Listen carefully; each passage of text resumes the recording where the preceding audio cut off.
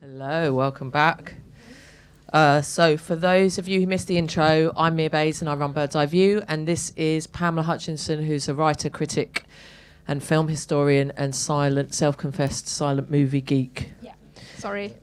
Don't apologise, so are we. We are all going to become the same. So let's kick it off with talking. So we'll talk and then open it up to responses from you, not what you thought of the film, but what you think, what the film made you think about, and how the film made you feel would be what would be great to have a big open dialogue about. So what I wanted to start with is forgetting and talking about forgetting and remembering, particularly in the context of the pioneers of cinema. Go, Pamela. So, okay, we have discussed this at length. So, I think there's a lot in the film about the idea that Alice Guy-Blaché was forgotten or is forgotten. We might be able to say that by many people in many places she was forgotten, that she was missed out of things. The point now, I think, with a film like this, it's a good moment to take the opportunity to make sure she is forgotten. My grammar is not good, but my heart is in the right place. It's very easy to sort of watch a film like this or read a book about someone like this and then say, great, that was amazing. No one's talked about her before, or I've not heard anyone talk about her before. I'm going to say that was very exciting. There's two things that we have to do now, is we all have to go and enjoy ourselves by watching her films, which are available on DVD and even on Netflix. They are out there and on YouTube as well in slightly less good quality. But also, any time that you have any opportunity to tell a story about early film, even if you're just talking to your friends or if you're teaching your students, Alice Guy-Blaché goes in there. She isn't in the women in film sidebar or the women in silent film sidebar. That's where, she has been remembered for a long time, but a lot of the time she gets put there. So people tell the story about the Lumières, they tell the story about Georges Méliès, they tell the story about the development of editing and comedy and film form and narrative, and suddenly D.W. Griffiths turns up and everything gets very, very sad. But basically, Alice Guy-Blaché is not, in my mind, what's not exciting about her is not that she was the first female filmmaker, if we could ever quantify that. It's that she was one of these great early filmmakers and that she told brilliant stories on film. So you're going to watch the films and you're going to enjoy them and you're going to slot them into all the other things that you've been told or you've read or you've learnt in other ways about cinema. So, we can all get angry about mistakes that Georges Seurat made 100 years ago, but and you might be really angry about them right now, but we do have the opportunity to keep gabbing on and on and on about Alice Guy-Blaché. Mm-hmm. I gabbed on quite a long time there. No, that was great. Well, also, as you said, it's that there are different eras as well, at points at which we discuss and we remember and we redress the balance and then we forget again. Yeah. I mean, so they talked in there about her being profiled in film magazines, and film magazines more or less come in around the teens when she's already established, and they're still talking about her as, wow, there's a woman making films. And so it's that begins the story that we always tell. And then in the 1970s, a lot of scholars did amazing work. A lot of them are pictured in this documentary, Anthony Slide, and still they said, wow, there was a woman making films at this time. We need to start saying, French people made films. I think we're all on board with the idea that French people have made a lot of good films, right? Yeah, she sort of has to be part of this wider discussion. The word first is a word that a lot of film historians take a lot of umbrage about. I could discuss the word first a lot, but the really, really damaging word that gets used about Alice Guy-Blaché, in my opinion, is the word only. We talk about her as the only example of a female filmmaker. People were telling that at the time, that for 17 years she was the only female filmmaker. Not true. And we've we so many other great women to talk about, and we've got to talk about a history of film that includes lots of women rather than has lots of special cases that someone comes along and says, we need to push someone out to mention her, or we need to put them in their separate category. Mm-hmm. We've got a lot of women to discuss. Mm-hmm. I mean, that's your job, right? Yes, it is. I'm glad to say. I think even we have to even be careful how we tell her story as well, because I think even the kind of establishment of the idea that she was, or the fact that she was a secretary, and it's almost like she just sort of got this opportunity, and even that framing is kind of problematic, I think, because it immediately diminishes her. We Yeah. have no expectations of secretaries, I Yeah. think. I mean, it's ridiculous. Anyone We here? shouldn't. Yeah. I'm not saying that's right, I've but worked as a secretary. Is anyone else? yeah, me too. I Yeah, started okay. as one. I mean, I had my moments of not being very good at it.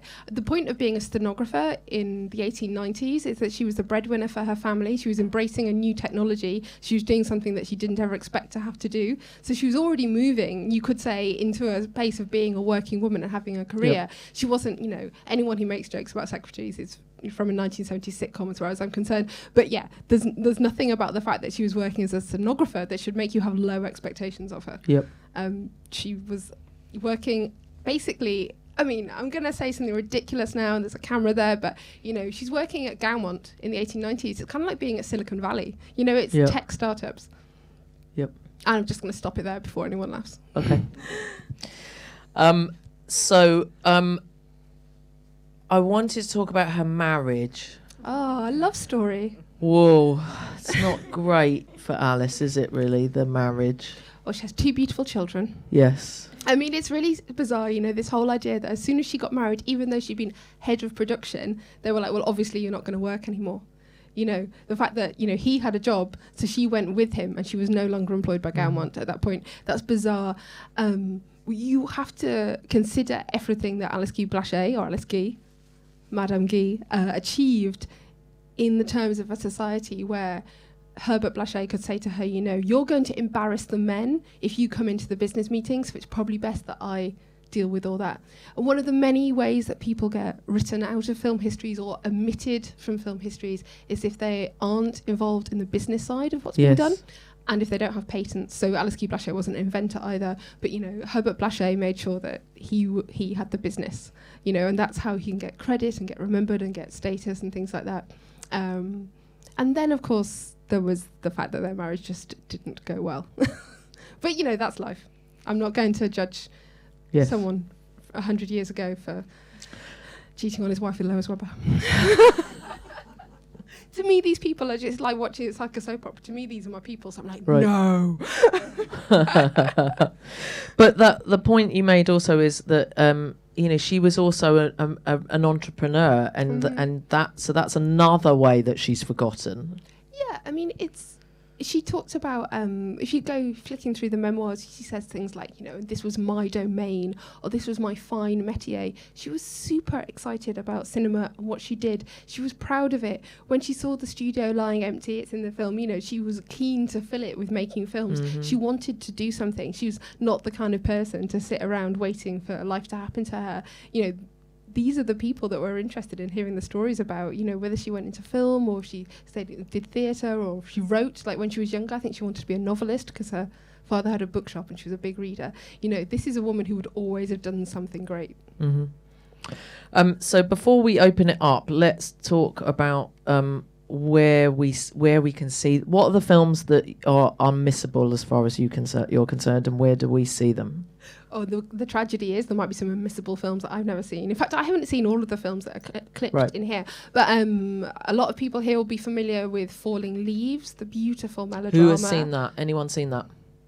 Oh, one person, two people. Right, You've so seen it. we've all got a treat. And I think that is one of the ones that's on Netflix. So there's been a few box sets come out recently, and one of them's been excerpted on Netflix. So you can see 2 Alice Guy-Blaché films if you have Netflix: A House Divided, which is mentioned there, and is it Falling Leaves as well? Yes, Falling Leaves. I personally am a big fan of some of the comedies. My particular favourite is Madame's Cravings, about a woman who has pregnancy cravings, and she ends up stealing and eating more and more outlandish things, and in the end she's rubbing her stomach and enjoying her delicious meal facing the camera. I like a slightly more feature-length film, The Ocean Waif, which is kind of like a rom-com about a novelist and a runaway girl who meet in it's honestly, it's something that Nancy Meyers would make. They're sort of hiding out in the same beautiful cottage, and they eventually find each other. Actually, before we open it up, the other important point about Alice, I think, is that you said very markedly earlier, she really understood that films were a collaboration. Yeah, she really did. I mean, fundamentally she's telling stories, but there's this great quote that we were talking about in her memoirs where, has anyone here ever seen one of those beautiful early films that's been hand tinted? It's got the beautiful jewel-like colour, right? So she mentions in her memoirs how beautiful that was, and she talks about all the people, and they were all women, who did that hand painting. And she says, I wish that I remembered their names, because they were a part of the collaboration of making film, just like we were. And it's interesting that even she's thinking about the people that got forgotten, the artists that made the film alongside her. So yeah. Just to say that, you know, just because she fought for credit, because she had to fight for credit, didn't mean she was all about taking credit from other people. And what that conversation made me think about in a way that I've not really thought about it before is that actually, you know, going back to as regards remembering and forgetting, you know, who writing about film and championing filmmakers and doing what we do is also a collaboration. Yeah, absolutely. I remember I was... You know, I have the opportunity to talk to students every so often, and I can show them Falling Leaves, and I can show them Suspense. And what's amazing, you know, something like a Lois Weber film, and it's amazing that people don't have any prejudice against it. So whatever has caused people to not talk about these filmmakers, it's not watching the films. Watching the films is the thing that makes people want to talk about them, remember them, explore them, celebrate them. So yeah, just get out there and watch the damn films. But one thing that you said is, and I certainly feel it too, that I just feel like I haven't seen a lot of early cinema, and I've been in film for 30 years, and I feel kind of ashamed about it. But I think part of that is something that you were talking about earlier, which is there is just too much onus on the technical, and it makes and much less privileging of narratives and what's going on in the frame. And that is also so reframing how we talk about early cinema is also important. It's so important. I think that there's a way that you can talk about, try to persuade someone to see a film, and if you say you've got to see this film because it's really important, half the people will stay and half the people will run, because it's such a lot of pressure to put on. And if you tell someone that it's really important because of the kind of film stock that was used or because of how many edits it's got in it, I think even more people will leave the room. Now, these things can be interesting once you get involved in excited about the history of film. You know, let's talk for a while about the sprocket holes in Alice Guy-Blache's films. But no, let's not. But, you know, as the film points out quite repeatedly, she had that be natural sign. You know, she was interested in what was going on in front of her camera. The stories she tells are really engaging, often female-centric, you know, often very funny, often very acerbic, often incredibly emotional. You know, we need to look at an early film like whether it's the Cabbage Fairies or, you know, I can't remember the name of the film where the man rolls down the hill in the barrel, but you'll all have enjoyed it at some point, you know, and just say, isn't it great to watch someone rolling down a hill on a barrel? And how do they manage that gag, and how do they escalate that gag? You know, when she makes a comedy, she's doing everything that Charlie Chaplin did. She's just, you know, doing it earlier in her own way. So yeah, we need to look at what's happening in the films and not just fetishizing the fact that we have them and that we know the name of the person and that maybe they patented some kind of camera. I mean, that's cool too. There's room for everything. Okay, let's open it up. So, as I said, responses to the film's themes and or etc. How it made you think and feel, or certainly questions. In the middle first, and then at the front. Cheers. I thought It's Tony Crissoni. Hello, I know you. My new agent. I thought what really hit me was how powerfully she came across as a character. Yes. And she seemed very playful and very just on it all the time. You know, It was interesting to hear her daughter talk about her not being around a lot of the time, which would have made a lot of sense. So I just really liked that about it very much. But I had a very specific thing which I'm curious about, which is so 1895 they start moving pictures, and so they're shooting stuff like people coming out of a factory and all of that, and then people like her start to use film to tell a story. Now there's a point in there where you see these big close-ups of a watch or whatever, which is a real departure in how to tell how to tell a narrative.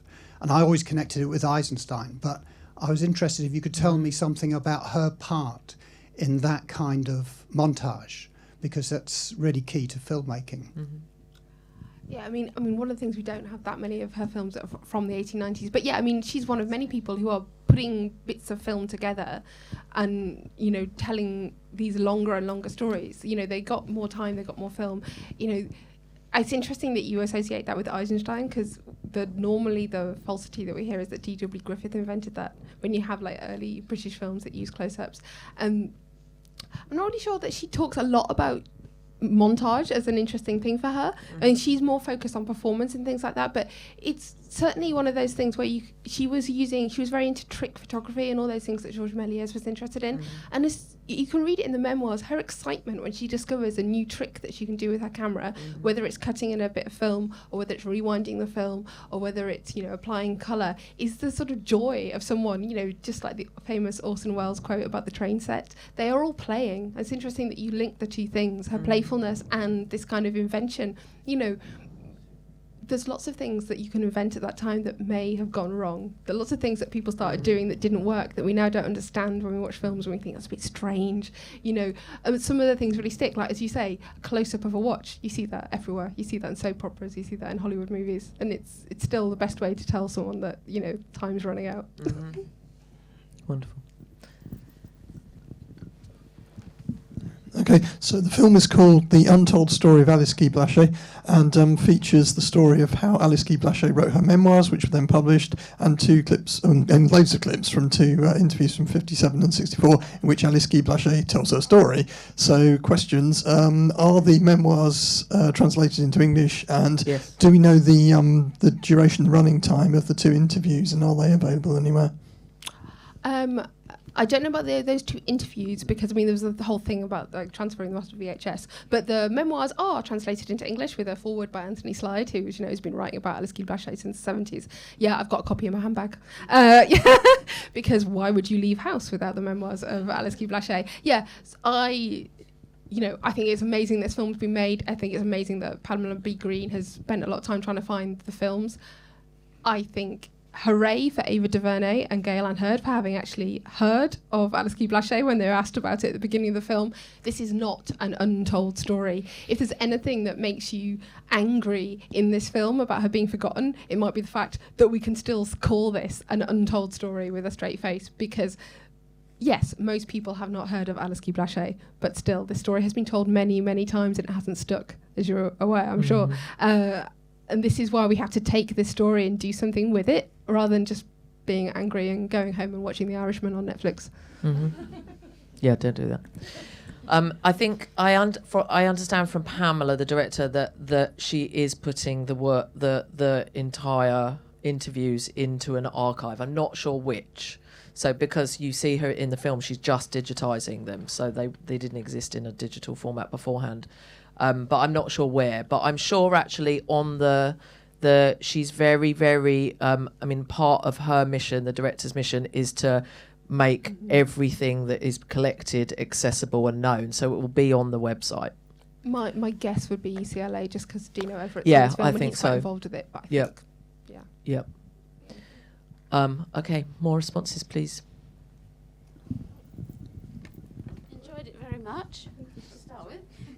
I just wondered what sort of reaction at the time there was to her sort of realignment of gender roles. Seems to me that was extremely brave all those years ago. Is there any sort of commentary about that at all? Right, okay, so early comedy films, women dressed up as men, all the time. Absolutely loved it. So many drag films, so many little girl and boy films. I mean, there's numerous examples, but also, I mean, so there's a lot of women who are really working on the history of early female film comedy at the moment.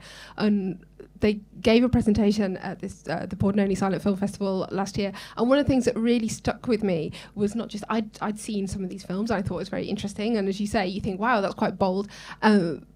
But the idea that of all kinds of comedy, women dressing up as men, particularly clean and classy and sophisticated kind of comedy, that's what it was thought of. It was thought of like a really kind of above board and a great joke, really. And, you know, we can say that it comes from the musical tradition where you have a lot of women in drag.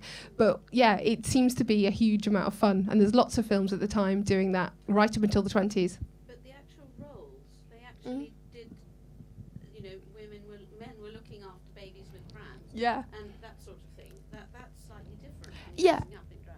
I mean, it's So an that to me explicit. is quite new. It's an explicitly feminist film. There are sort of films that are analogous to that, like A Florida Enchantment and things like that, but The Consequences of Feminism is a film that still knocks your socks off. If you get a chance to watch that, it is really powerful. If you see the ending of that film particularly, it may make you rise up. Yeah, I mean, it's a very bold film, but she made a lot of films that are very bold about gender roles in different ways. There's a film that you see a clip of there, and they talk about it in terms of immigration, but the film Making an American Citizen, which is one of her American films, and it really is a quite brutal film about a man who comes to America with his wife, and he's treating her appallingly. He's beating her and making her do all the work, and almost as a kind of condition of being allowed to stay in America, they make sure that he stops doing that. There's a scene where his wife rises up in the vegetable patch, which is one of the great feminist symbols of cinema, which we should keep alongside John Dielman and everything like that. How can we see that?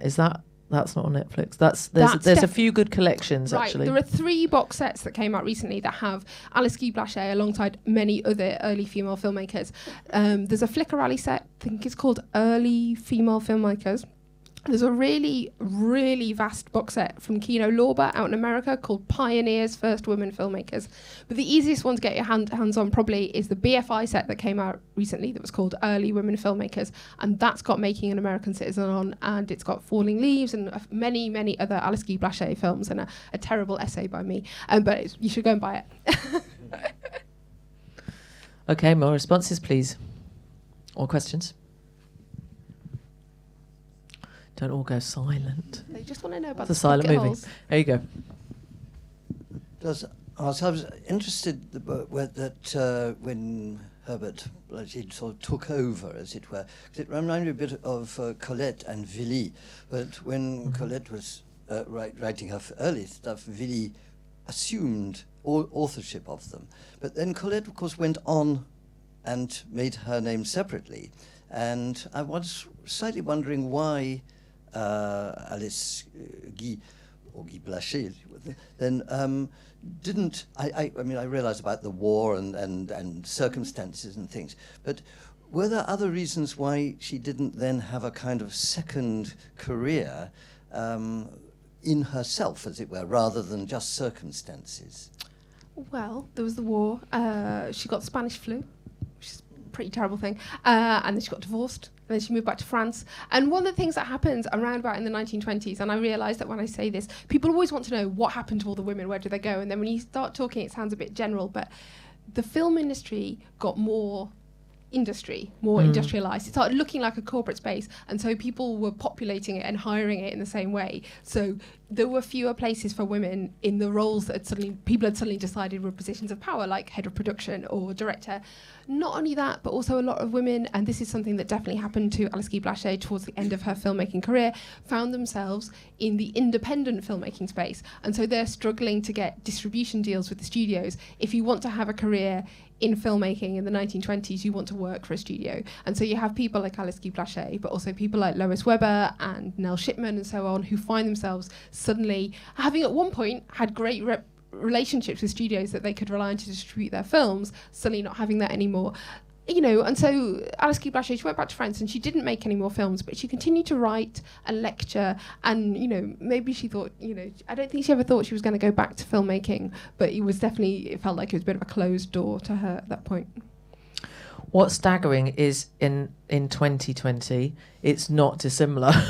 So that all of most female filmmakers have to exist in the independent space, or people who are from underrepresented segments of society don't get to play in the studio big budget space, and they have to occupy the independent space, and that is because of who controls the money and who makes the decisions. And particularly, it's not just who decides who invests in production, but it's also who decides what goes on our screens and who releases those films. And so in the top 100 grossing films, which is largely studio pictures, this 2019 was good. 12% of those films were directed or written by women. And the year before was 7%. So it's a century later, and it's still kind of the same. And we were talking, you know, earlier about all these great films that we've been watching by women recently, and and they either haven't been big studio films or they've been overlooked for the awards, which is how you get more funding for your next film and get more support from studios. It's still exactly the same story. When people ask why there were all these women working in the silent era and they're not anymore, it's the same thing that's happening now, which is one of the reasons why it is important to retell a story that I completely admit is not Untold story. It's important to think about Alice Guy-Blaché at this point. Yes, which is again why commerciality, that's why our mission is to bring ever larger audiences to films by women. It's about the power lies in the economics and about establishing, not just understanding that, it is about commerce and it's not just about culture. And too often the conversations end up being in the cultural space, and actually the commercial space is absolutely as important, as if not more important. Yeah, and the commercial space is about entertainment. When people ask me, is this a good film? Should I go and see it? They're like, will I be entertained for 90 minutes on Saturday? And the same thing goes. Alice Guy-Blaché is an important filmmaker, and she's important in our history of female filmmakers. But just a good laugh to watch her films. I've been showing Falling Leaves and I'll Do the Minor and so on to people, to big audiences, and they've been falling about or crying or saying, they didn't expect it to be so moving. She did commercial work. And, she wasn't an experimental filmmaker. It's frustrating that we aren't just following up every screening of this in multiplexes up and down the country with screenings of her movies, but that's the reality. We can't even get a BAFTA nomination for The Souvenir. That's not going to happen. We need to work on this, Pamela. Okay, any last final response or question? At the back. At one point in the interviews, she said that there was quite a contrast between how encouraging the American film industry was to us as compared to France, which seems a bit surprising with our perceptions nowadays of the different cultures, particularly about filmmaking. Is that something that's reflected in your research of, by comparison, how America and France, what their attitudes were at that time? I mean, it's interesting, when she's working at GAM, when she's working with a relatively established company in the centre of Paris. When she's working in America, she's working in, Flushing, and then she's working in Fort Lee in New Jersey. And in Fort Lee, they are sort of, that's the original Wild West. Yep. I know it's on the East Coast. Geography's not my subject. But, it's the Wild West in that this is where the film pioneers are starting up. And they're building everything from scratch, and they're deciding what they're going to do. So, again, she's got herself in at the ground floor somewhere there, and she's got a big studio. Yeah, so, she's got a big company behind her, but she's with lots of people who are doing new things, and they're all running away from Edison at the same time. As she said, the account books went out the window, but the guns spoke. Great line. So I think we wanted to wrap with a couple of things. I'm going to give you that to read. We wanted to give final last words to Alice. Okay. I'm trying to remember her dates from the banner outside, but anyway, she lived to a ripe old age. But this is her quote in her memoirs. She's talking about her filmmaking career. I lived an intensely interesting life for 28 years. Wish it could have been longer. Yes, exactly. So Pam mentioned the banner. So there is a banner outside which we commissioned from an artist called Ruby Wright, and it's protest banner style, and you will see the Solax beams as part of the design. That's her company. And the film frame, the sprockets are authentically sized, just in case anyone had any queries about that. And the film frame, which we talk about reclaiming. And so this banner is going to be housed somewhere that is significand to film history. And my house. Yes, of course, it can be. I'm taking it to my house. It could be. And we really next want to show her films more. And what we really want to do is, when we're touring new films, you saw our trailer, that we will also put on the front of those films an Alice Guy-Blaché. That would be my dream. I'd be so happy if that happened. We will be doing that next. So please, it's very Instagrammable, or just, take a picture and show it to someone. It's important to commemorate her. We have surveys, so if you wouldn't mind just taking a few minutes to tell us what you think of the film, because that goes to the filmmaker. It's really important, and this also helps our work. It helps our funding. We're a charity. We give money into what we do, and we don't take any money out. Again, we talked about commerce. It's an incredibly important point. And the surveys have somewhere for you to put your email. And if you sign up to Reclaim the Frame, you get free tickets to all of our events. And all you need to do is to bring someone who buys a ticket, or bring many people. Ideally, that's the point. It's a sort of pay it forward principle. So we would love to see you at future events. We're here again on the 18th of February, which is Toni Morrison's birthday. We helped get that film distributed. It's an incredible piece of work. She looks straight down the barrel of the film camera and tells us her story. It's incredibly powerful. It was made not long before she died, and staggeringly, the film had not been bought for UK distribution. We helped it get picked up, and it's a stunning piece of work. So we're going to have readings of her work and talk about the significance of her. And so we'll be here on the 18th of February. But we screen all over. Picture House Central, Genesis in East London are our main venues. But we're at Barbican, we're at a lot. Fiction and documentary, new and classic. So yes, please sign up. And really nice to see such a great full house at 4 o'clock on a Saturday. Pamela Hutchinson, thank you so much. Thank you for having me. Pleasure. Thank you.